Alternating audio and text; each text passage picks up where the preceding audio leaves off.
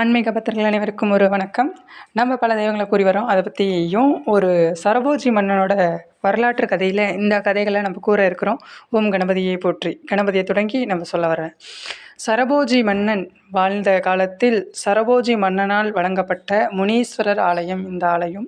இது பழங்காலத்து கோவில்களால் வணங்கப்பட்ட ஆலயம். அப்போ ஒரு காலத்தில் சரபோஜி மன்னன் இந்த தஞ்சை மாவட்டத்தை ஆட்சி செய்யும்போது அப்போ இங்கே வந்தபோது அவர் ஒரு சுயம்பு வடிவமாக முனீஸ்வரர் எழுந்ததை பார்த்து அந்த முனீஸ்வரர் ஆலயத்தை அவர் குலதெய்வமாக வழிபட்டு வராங்க. இன்னமும் சரி, சரபோஜி மன்னனின் வம்சாவளியாக இருக்கக்கூடிய சங்கதிகள் இன்னமும் வழிபட்டுக்கிட்டு இருக்காங்க அப்படிங்கிறது தான் உண்மை. இந்த கோவில் எங்கே இருக்குன்னா, தஞ்சாவூர் மாவட்டம் பாபநாசம் வட்டம் சரபோஜி ராஜபுரம் என்கின்ற ஒரு ஊரில் இருக்குது. சரபோஜி மன்னன் வாழ்ந்த காலத்தில் இந்த முனீஸ்வரர் கோவிலை வழிபட்டதாகவும் இந்த முனீஸ்வரர் குலதெய்வமாக வழிபட்டதுனால அவர்கள் சங்கதிகளும் இன்னும் வழிபடுறாங்க.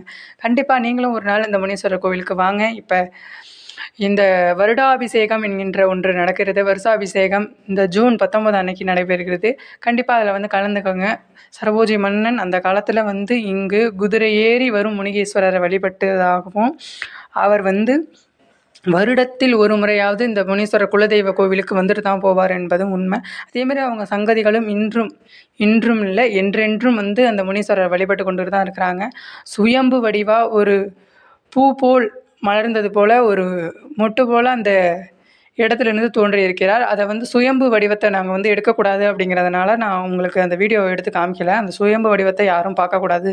நேரில் வந்தால் மட்டும்தான் அந்த சுயம்பு வடிவத்தை பார்க்க முடியும். அதனால் உங்களால் கண்டிப்பாக முடிஞ்சால் இந்த கோவிலுக்கு வாங்க. அது மட்டும் இல்லாமல் இங்கே சுயம்பு வடிவமாக வேப்ப மரமும் எழுந்திருக்கு. அதில் நாகாத்தம்மன் அப்படிங்கிற தெய்வமும் குடியிருக்கு. வேப்ப மரம் அப்படிங்கிறதும் சுயம்பு வடிவாங்க எழுந்ததுனால அந்த வேப்ப மரத்தில் அந்த காலத்தில் பால் வணிஞ்சதாகவும் கூறப்படுது. அந்த வேப்ப மரத்தை சுற்றி 3 நாகக்கன்னிகளால் சூழப்பட்டு அந்த வேப்ப மரம் பாதுகாக்கப்படுகிறது என்று சொல்கிறாங்க. அது மட்டும் இல்லாமல் நடு இரவில் பாம்புகள் நடமாட்டமும் இருக்கிறதுனால அதை சுற்றியும் அடைச்சிருக்காங்க. அந்த இடங்களில் யாரும் இரவில் போக மாட்டாங்க. அதையும் மீறி அவங்க போனாங்க அப்படின்னா அந்த மணியை அடிச்சுட்டு தான் போவாங்க. அங்கே கோவிலில் ஒரு மணி இருக்குது. அந்த மணியை அடிச்சுட்டு தான் போவாங்க. ஏன்னா அப்போ தான் பாம்புகள் இருக்கும் அப்படிங்கிற ஒரு அச்சத்துலேயும் அந்த கோவிலுக்குள்ளே அடிக்கடி நுழைய மாட்டாங்க அப்படிங்கிறத சொல்ல வரக்காங்க.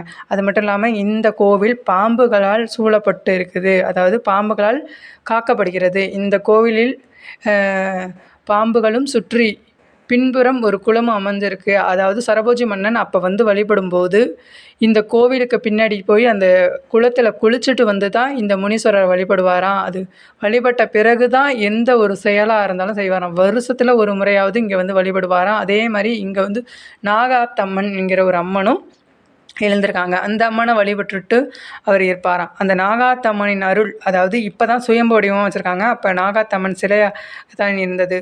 அப்போ நாகாத்தம்மன் வழிபடணும் அப்படிங்கிற ஒரு ஸ்தலமாகவும் அவர் வச்சுருந்தார். அந்த தன் படைகளோட சரபோஜி மன்னன் இங்கே வந்துட்டு தான் எந்த ஒரு செயலாக இருந்தாலும் அவர் செய்வாராம். வருஷத்தில் ஒரு தடவை இங்கே அவரோட வேண்டுதலை சொல்லிவிட்டு போவாராம். அந்த வேண்டுதல் நிறைவேறிடுமா, உடனே நிறைவேறிடுமா. வேண்டுதல் நிறைவேறின உடனே அடுத்த வருஷம் என்ன செய்ய வேண்டுமோ அதை அனைத்துமே இங்கே செய்வாராம். அந்த முனீஸ்வரரை வணங்கினார். முனீஸ்வரர் வணங்கும்போது தான் அவருக்கு ஒரு மன நிம்மதியும் கிடைக்கும். அந்த சரபோஜி மன்னன் இந்த முனீஸ்வரர் ஆலயத்துக்கு வந்தால் தான் அவருக்கு ஒரு மன நிம்மதி கிடைக்கும் அப்படிங்கிறது தான். அவரோட குலதெய்வமான அவர்கள் சங்கதிகளும் இன்னமும் இந்த முனீஸ்வரர் வழிபட்டுக்கிட்டு தான் இருக்காங்க. கண்டிப்பாக உங்களுக்கும் நேரம் கிடைச்சா அந்த முனீஸ்வரர் வழிபடுங்க. அதே போல் இந்த நாகாத்தம்மனிடையும் வேண்டிக்காங்க. நாகங்களால் பாதுகாக்கப்படும் கோவில் தலம் அல்லவா, அதெல்லாம் பார்க்கவே நம்ம கொடுத்து வச்சுருக்கணும் அப்படின்னு சொல்லுவாங்களா. அதேமாரி சிறப்பு அம்சங்களால் நிறைந்த ஒரு கோவிலும் ஆகும். இந்த நாகாத்தம்மனை பற்றி சொல்லணுன்னா, பாலால் அபிஷேகம் செய்தோருக்கு பாவங்களை தீர்க்கும் சக்தி, பாலால் அபிஷேகம் செய்தவருக்கு பாவங்களை போக்கும் சக்தி உடையவள். அதுபோல் இந்த முனீஸ்வரரை நம்ம அடிக்கடி சுயம்பா பார்க்கலாம். ஆனால் அவரோட தோற்றம் எப்போ வரும்னா வருஷாபிஷேகம் அன்னைக்கு மட்டும்தான் அவரோட முழுமையான தோற்றத்தை பார்க்க முடியும்.